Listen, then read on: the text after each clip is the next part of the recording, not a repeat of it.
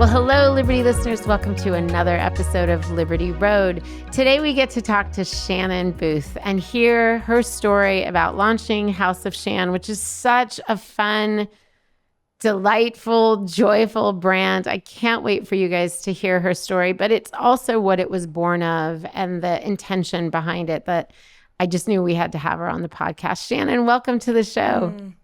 Thank you. Thank you for having me today. Absolutely. It's so funny. I normally do this in reverse. Normally, I meet somebody on the podcast and then meet them in person. But you and I met in person in Austin at our Austin dinner. And now I have you on the show. So I feel a little bit like I'm being teased. Like I'd much rather be in person. But that's okay. We'll get back to Austin.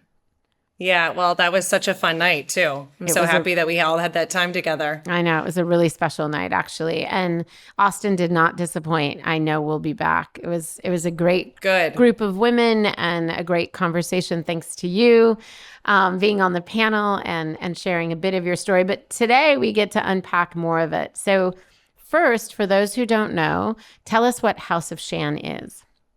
Yeah, so House of Shan is it's a lifestyle collection. We have everything from apparel to accessories to dog collars. We have kids, baby, and it's kind of fun because it's expanded in all these different categories. But it really started with a simple sweatshirt. Actually, this is by chance. Actually, this is the sweatshirt I started with, and it will always we call this the OG. This is will always be my favorite because this is the one style that we started with. But House of Shan really started from, I like to say, just a place of passion, and it wasn't born out of like some big business plan or this big business idea. It was really truly born out of community. And I can kind of get into that, but what's really developed is House of Shan is a company. We're a for-profit company. We give $5 from every purchase, though, to a charity that we're supporting for the month. And I think one of the things that I'm the proudest of is that part of the company and what we've been able to do. We've been able to we're getting close to $110,000 for charity since we started. Amazing. And that's been such a beautiful part about our mission and what we're doing. So yeah, that's House of Shan. And I should say that everything has this imperfect heart somewhere on it. And the imperfect heart truly represents to embrace the imperfect, embrace your imperfections, lift one another up, and just live every day with purpose. That's kind of like, this meaning of this imperfect heart. So that's put somewhere on each item in our collection. I'm glad you said that because I almost said, for those of you who can't see what she's wearing. Yeah. You're like, that's the whole thing. No, it's this, and it's an imperfect heart, but also the range of colors and the way that you present it and the way that you layer the colors on each other, whether it's wallpaper or hats or sweatshirts, you just smile. I mean, every time I went into your podcast to dig a little bit deeper into whether it was, the about you, or to just look at what you're carrying, I was smiling and I was like, I want a piece of that. I want a part of that community, that brand, that collection, that ethos. And so it's so much. There's so much in that heart. And I'm so glad you brought it forth. Yeah. It's simple. It's a simple message, but I think it's powerful for that reason. Yeah. And I think people have really embraced it and they're proud to wear it because of what it represents, and they're proud to share it because of what it represents. So that's the beautiful part about it. Let's talk a little bit about what it represents and why you launched this brand, because you said it wasn't a big business kind of concept that you had been mulling over. It was a passion project that kind of exploded. Yeah. Yeah. And now looking back, I'm like, okay, all right, this all unfolded. Like when in retrospect, I'm like, how cool that all these steps in my life took me to this place now where I truly feel like I'm living in my passion and I'm doing the work that I was meant to be doing. But all these things kind of unfolded at different times in my life. So I have a background in fashion. I always worked on the wholesale side throughout my 20s. I worked for a California-based company called Three Dots. Mm-hmm. So I kind of got to know the business and, the backside of the business. So I do have a background in it. And then I worked for a startup called Trunk Club in Chicago. And then I had three beautiful boys pretty close together. I had my first son, and then I have twins. I had twins 19 months later. Oh So my I was gosh. like, I mean, we were in the weeds. It was tough. And during that time, I decided to quit my job and stay home because I was just trying to stay above water at that point. And what I was lacking was community at that point, right? I needed some women around me that were, feeling the same things I was feeling. And I have a dear friend that had started a mom's group that I loved the concept of, and her kids were a little bit older. And so they were kind of moving on to different places in their life and what their needs were. But I was craving that. And the whole concept of this mom's group was to get moms together, have a night out, have a night off, and have speakers come in and talk about relevant mom topics that are important to us. Sleep specialists, marriage therapists, psychologists talking about birth order, just like really cool topics. And so I kind of reignited this moms group. It was called 24/7 Moms. And it really became my passion because it was all about getting women together. And what we found was I did it for 9 years in Wow. Chicago.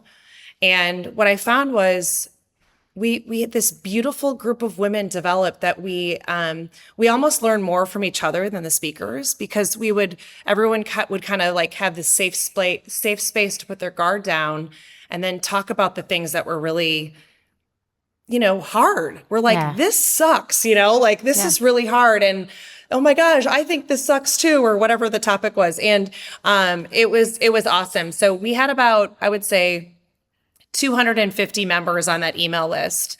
And we'd have events every other month, and it was awesome. And during that time, my mom got sick with cancer. And my mom was my person. She was she was my rock. Like, I talked to my mom multiple times a day, whether it was talking about, a mom question, or like something that I was cooking, or, just to fill the space while I'm driving somewhere. So she was my person, and she got sick, and it was a pretty fast and furious battle with cancer. And when she was sick, I started a blog, and it was called House of Shan was my blog. And I wanted a place where I could kind of write about how I was feeling about grief, about my mom being sick. But then I also wanted a space for these amazing speakers that we had in this group, to do write-ups on the topics, because people were emailing me and messaging me going, I want to start this in my hometown. I want this community, right? So that was really cool. So I had this space where I could kind of write about it and then share our 24/7 Moms speakers. And at the end of every year, we would have a mistletoe market. It was a holiday shopping market where it was a holiday party, and then anyone in the group that had a small business could kind of showcase their product. And I had an idea. I thought, I'm going to make this imperfect heart into a sweatshirt. And it's kind of one of those things where we think about something and we're like, well, is that a good idea? I don't know. Yeah. But you kind of get in your own way. And I went for it, and I made this sweatshirt, and it's very simple, but this was kind of like the unofficial logo of my sweatshirt, of my website. And I made about 30 or 40 sweatshirts up, and we were giving to a women's shelter back in Chicago. And I wanted to raise money for this shelter. And so I was like, I'm going to sell this sweatshirt. I'm going to give a little bit of the proceeds to this shelter. And it was the coolest thing, because I was kind of weird about it. I had him in the corner, and everyone's like, well, what is this sweatshirt? And so I think they all sold out that night. There was a waiting list of 30, 40 people on the waiting Wow. list for a sweatshirt. And we raised about $1,000 for this women's shelter. And as we all know, that's just the best feeling, right? Sure. When you feel like, oh my gosh, like all these people got together and we did this. I mean, $1,000, it's not much, but it was something. And I'm like, I want to do more of this. I want to keep this going. So I thought, I'm going to put this on my blog, on my website, and see what happens. And I always say, I'll never forget my first order. Her name was Sunita Bratt. I'll never forget it. And order 0001. And now we've had, almost 15,000 orders online. And yeah, so it's been a wild ride, but that's kind of the evolution of this company and kind of where it came from. And I think the reason it's taken off is because it came from this organic place, this place of like community. So Thank you for sharing that story. I've heard it yeah. a couple times now. When we first met on the phone in Chicago, and Yeah. now, and each time I'm still touched by it. One of the Aw. reasons I wanted to have you on is, our listeners are, for many who are in their 40s and 50s and 60s, trying to think about perhaps impact. Maybe they have a job that they're happy with. Maybe they don't want a job, but they're trying to figure out, where can I have impact? And for some, maybe they're trying to do something akin to what you've done, which is, let me see if I can start something that has an impact, whether it's for profit or nonprofit. And what I love about your story is that it's born of something very personal. The heart, the imperfect heart. Let me just throw this out. Let me share this with my community. You did everything sort of organically, and you let that inform your next decision.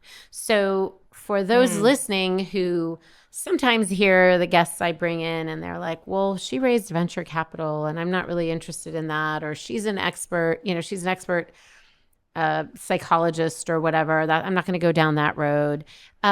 I like stories, and more I've been wanting to share stories of people who've done things that it's resonated with them, it's fit into their life. You said earlier, I can go back and look at how all these things sort of came together. And of course, we know that 2020 or hindsight is 2020. But I like that each step of the way feels to the listener like, if they just spend some time thinking about it, that's something that I could do if I wanted to. So I want to hear you tell more of that part of the story. Like, what was so hard? What was a delightful, surprise? Did you think of yourself as an entrepreneur? You had worked at Three Dots, and you had worked at, what was it called? The Trunk Show? Trunk Club. Trunk Club. Yeah. Did you ever in those years think, I want to start my own thing? Give us a little bit. So I'll unpack that one by one. Let's start with, did you ever think that you would be an entrepreneur? That's a great question. I think it's always something that it's always like a faraway dream. Oh, that sounds like like something really cool. But yeah. To be honest, I don't think I thought I had the courage to actually just go for it. That's why I think in my situation that there not being this big business plan, there wasn't any pressure. Yeah. Right. Yeah. And so, I don't think I was like, I want to be an entrepreneur, because that's scary. Right. Yeah. But what happened was, so just to kind of tell you a little bit more, because the next steps of what happened was we put this product, this one sweatshirt online in January of 2020. And, obviously we all know what happened in March. Yes. And that was the craziest part, is that it really took off during the pandemic. Yeah, I can imagine. I was like, okay, so I had given to this women's shelter, and I loved this shelter back in Chicago. I want to go back and visit. The woman that is the director there is incredible. And I was like, okay, we supported for, I think, January, February. And I'm like, I think I want to start focusing on different charities every month. And then, I obviously wasn't thinking 4 years from now, which is the current, state, but I was like, and then maybe we can start going back to some of the same charities. But the whole idea is get another small charity in the spotlight and what they're doing. Yeah. And then, focus on another charity, but then keep going back. So the pandemic hit, and I didn't know what was going to happen with my business that was just, starting. And my embroiderer who did my sweatshirts was like, look, we're going to maybe have to shut down because of all of this. And we want to make some masks. Would you sell them for us? And I was like, yeah. And, that was such a weird time with the masks anyways, when we're like, you couldn't even get your hands on a mask. Sure.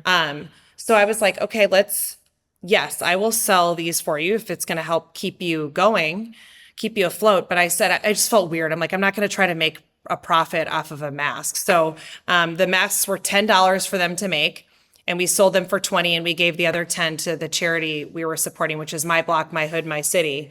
And I really think that had a lot to do with when we started taking off too, because everyone wanted a mask, and we had a cute little heart. We had a cute little heart on it. So when your whole face was covered, there was this little symbol of love on your face, which was just kind of this beautiful little gesture, which is before you could get a mask on every corner.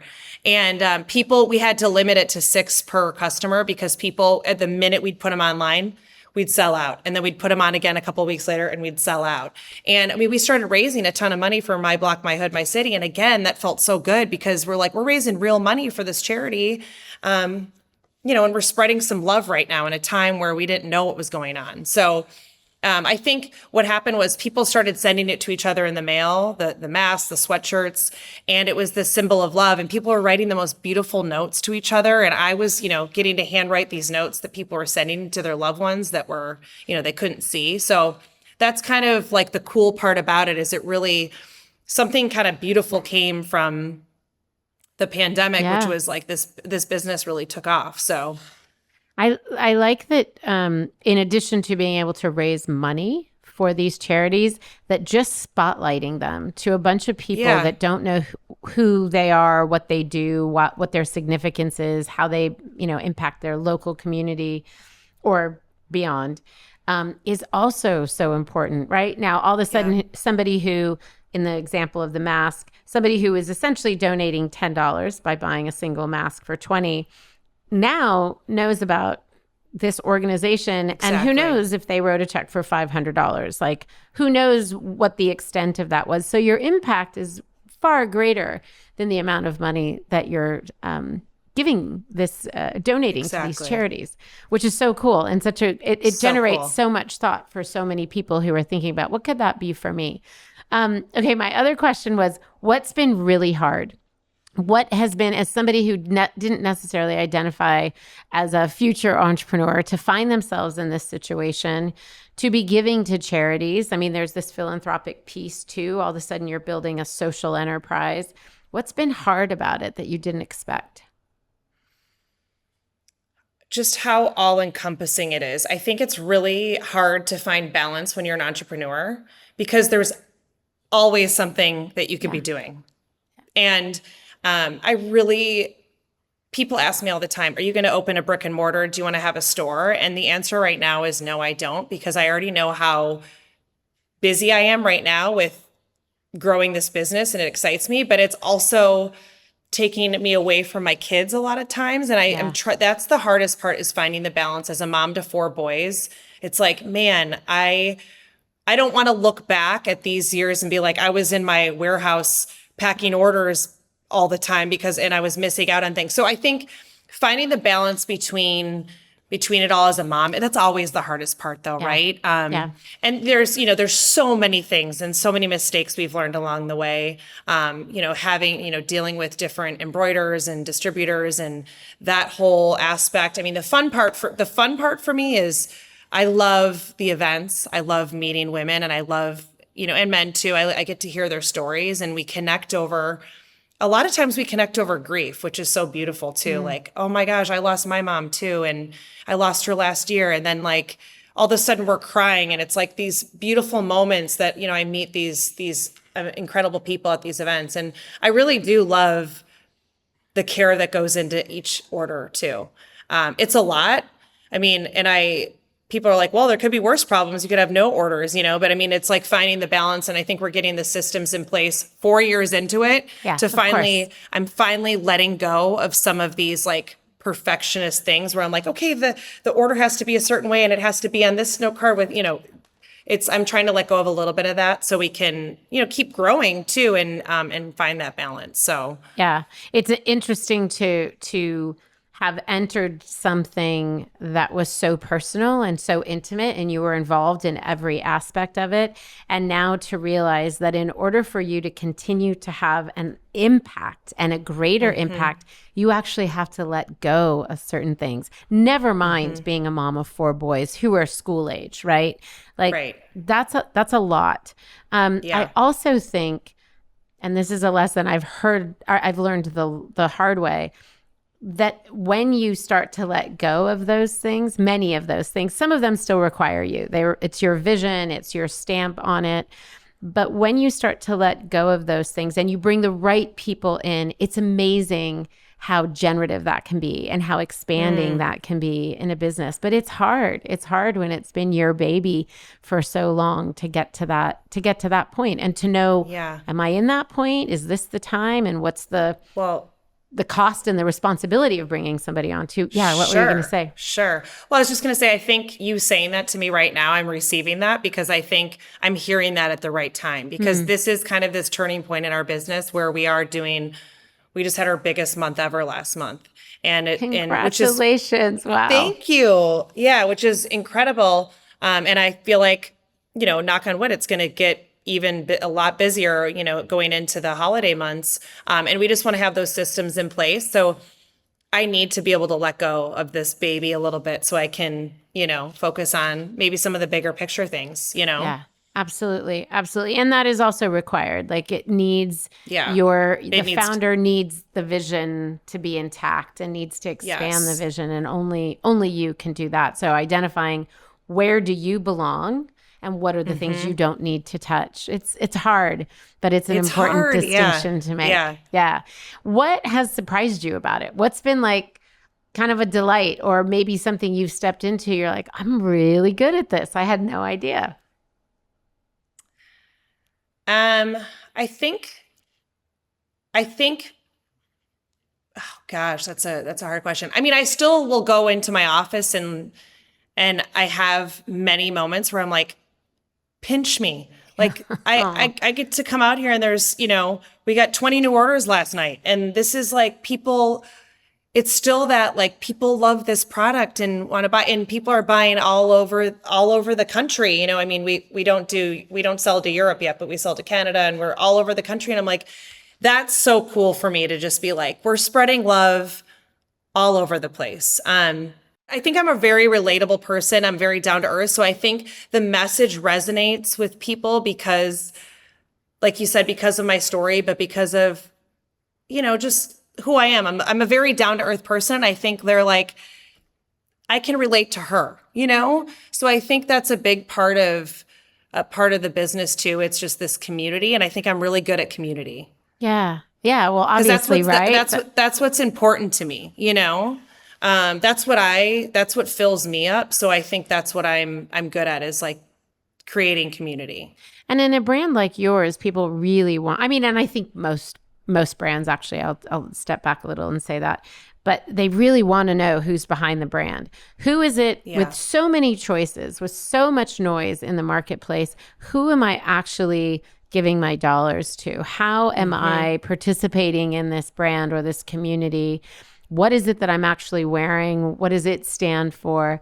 And I think you're right. I think it's your down to earthness. It's your story. It's the fact that you were motivated to help other people. There's so many parts of the brand that resonate with people. And I think, again, it's a lesson for those of us who are listening in how do we let our authentic selves out? They don't need to match what you've done. This isn't about mimicking what you've done. It's about finding what it is for the people who want to produce something like you've produced, or to impact in the way that you've had an impact.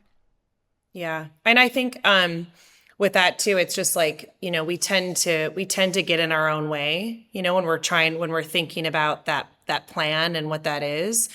And it's never going to be perfect. It's still, we've done a lot of work on our website and in different aspects of our company this year, in year 4. And you just kind of have to you have to put yourself out there, and you just have to not get in your own way. Yeah. I think trying things and being willing to take risks and being willing to fail is key, because you'll surprise yourself.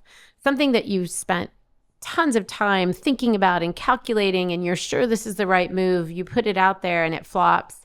And something else that you're like, I have no idea, but I'm going to try it. I will say, coming to Austin, knowing near to no one, and having that dinner and saying, okay, is it time for us as a young brand to be going out and saying, we do this?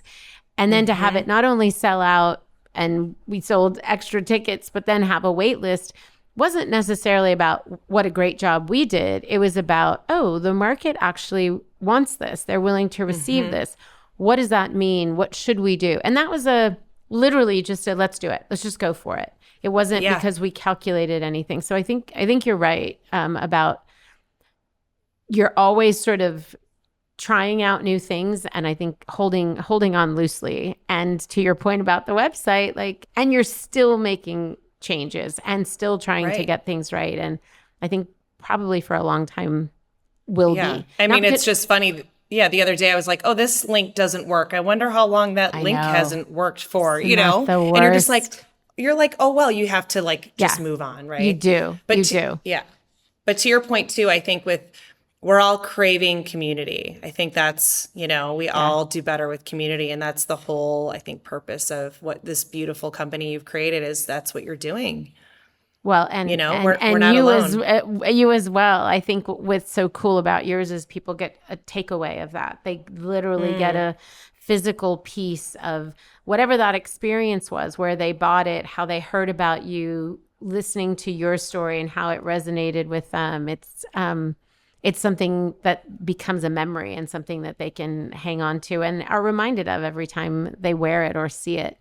What would you say for somebody who's thinking about doing something similar, right? It doesn't have to be retail. It doesn't have to be even a product, but they want to create some sort of an impact, and they want to do it in the form of and in an organized form. I don't want to give away the question.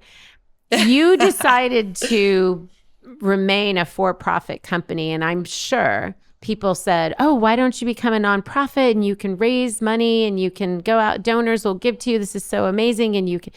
But you decided to remain a for-profit company. What would you say to somebody who's asking you the question, should I start a nonprofit or should I do what you've done, what I would call a social enterprise, a for-profit company that has a give back component? What would you say to them?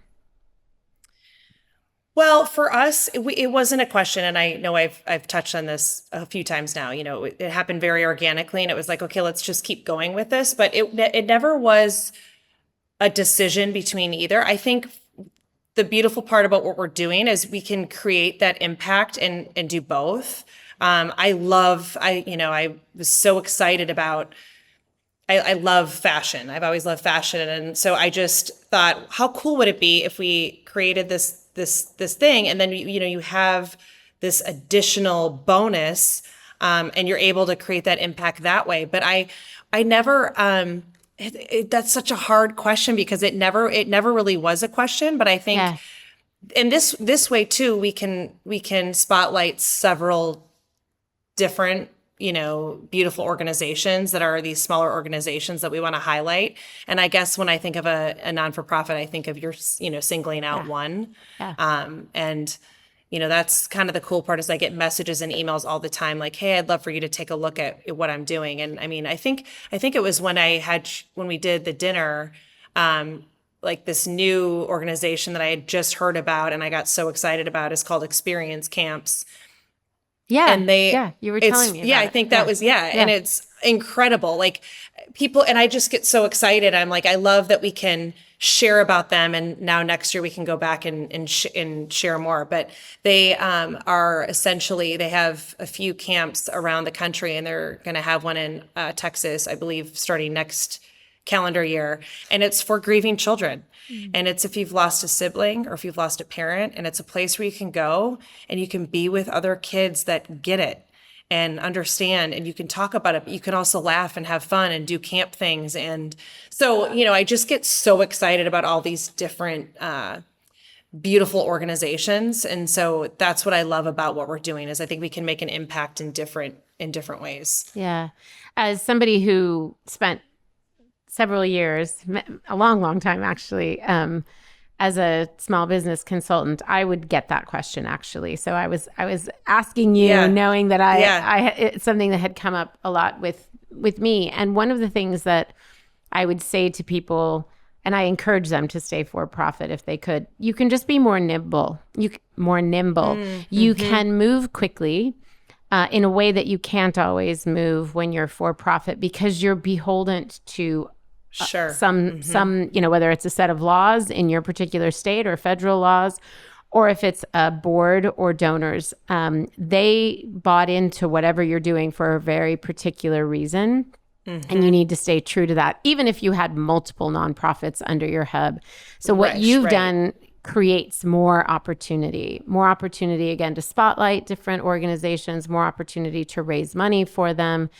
And it's also a way for people to take a piece of that with them. And it doesn't necessarily say, I supported said nonprofit, right? It's just the heart. And it's something they can wear over and over again and return to and continue to buy more and more of, versus a t-shirt that you might fold away and not continue to wear in the same way. So I had to throw that in because I know that that's something that people I love getting your struggle input with.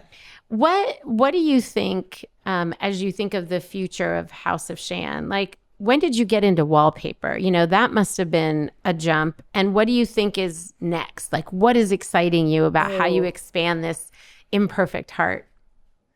Yeah, well, the wallpaper is just fun, right? Oh, it's so fun. I love it. Again, it happened through, like everything, a friendship and, a friend of a friend. And it's another small business, Sunday Social Club. And they do these really fun, kind of just like, some of them are just like quirky wallpapers, and they're beautiful grass cloth. And they're getting into other designs too. But we talked and we just all got excited. We're like, let's do it. So, and it happened very quickly. And now I have it in my guest bedroom, and I have several friends that, have it in their houses. And it's just such a cool, like, nod to, all of it, to the embracing the imperfect. So that's been really fun.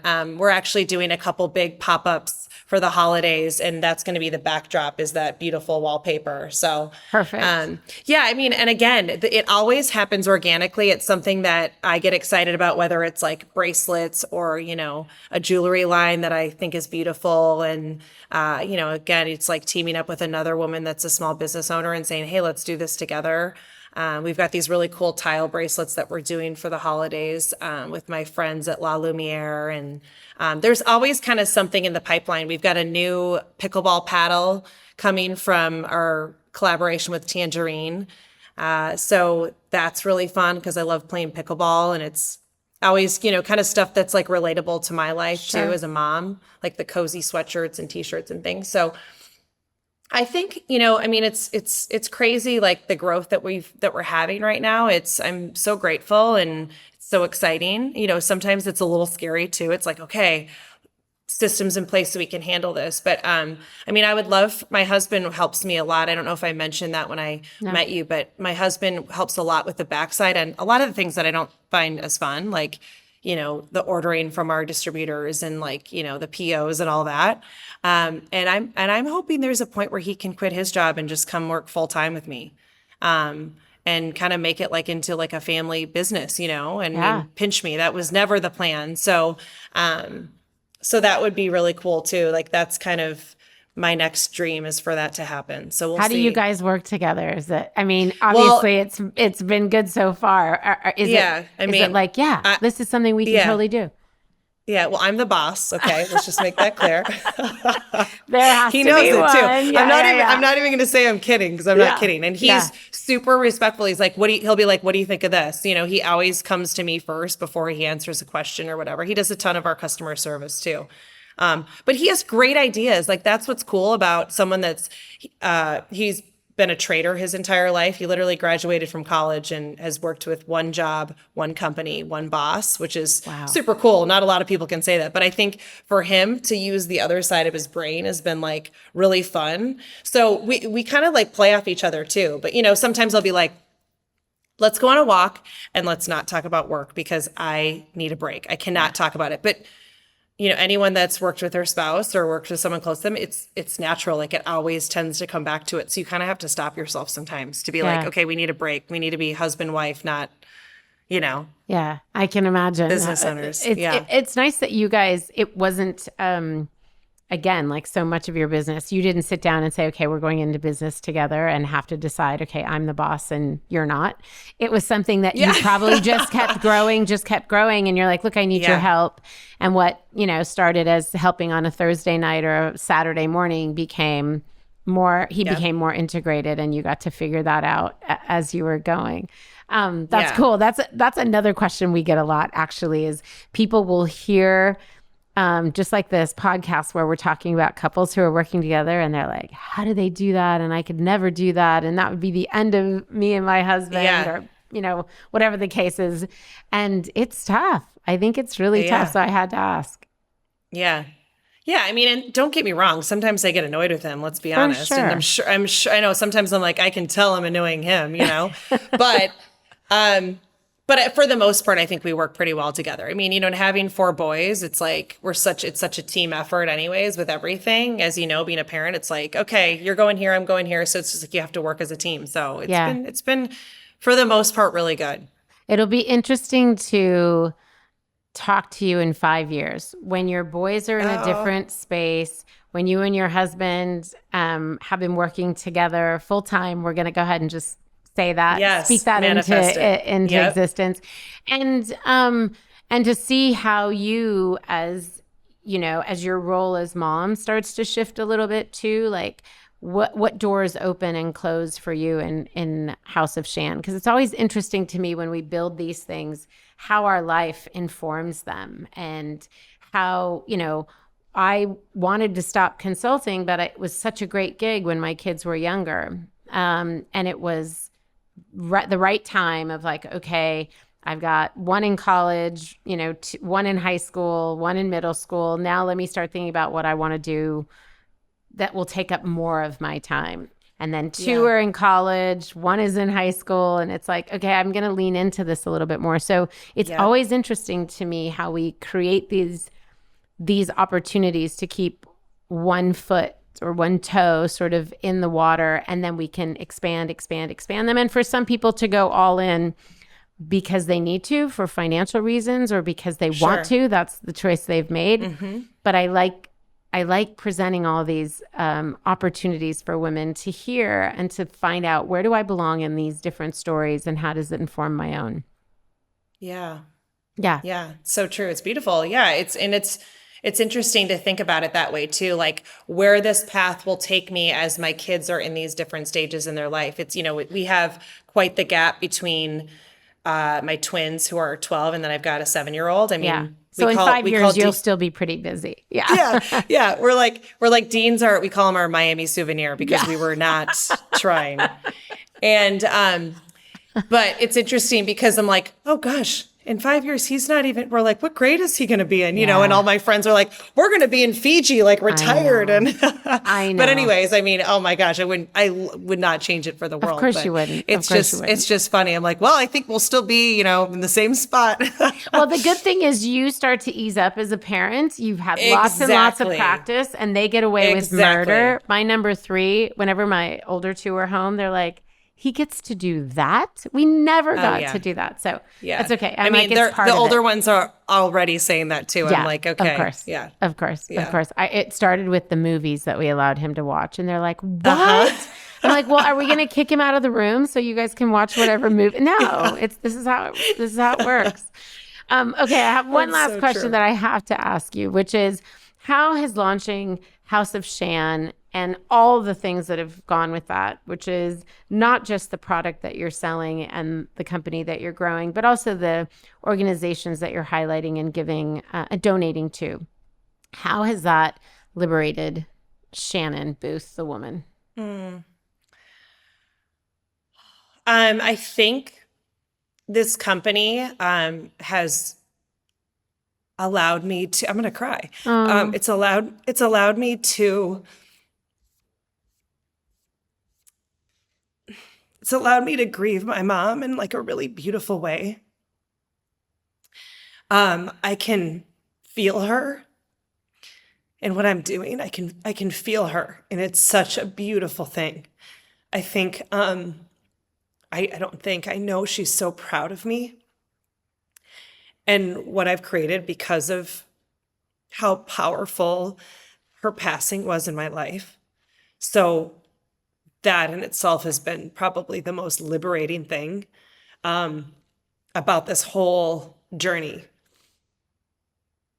And I also think I'm doing what I'm supposed to be doing, and I'm truly living my passion. And I think that feels so liberating too, to just be doing this and to be showing my boys what this looks like. And, I'm just proud of it, and I'm proud of what we're doing. So, yeah.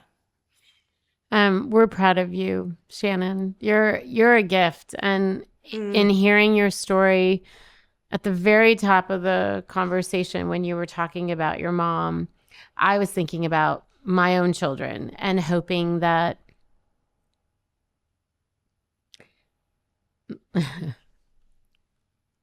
that they would feel how you feel about her. And I was thinking, I have to tell Shannon at some point that her mom's proud of her, but you already know it, which is such a gift, because it's not possible for a child to do what you've done in her honor and for the sake of so many other people without not only having her be proud, but spreading her legacy to others who didn't get the pleasure of knowing her. So thank you for making me cry. Thank you for this time. I am going to interview you in 5 years because I want to hear how many more people. Wow. Thank you. You are welcome.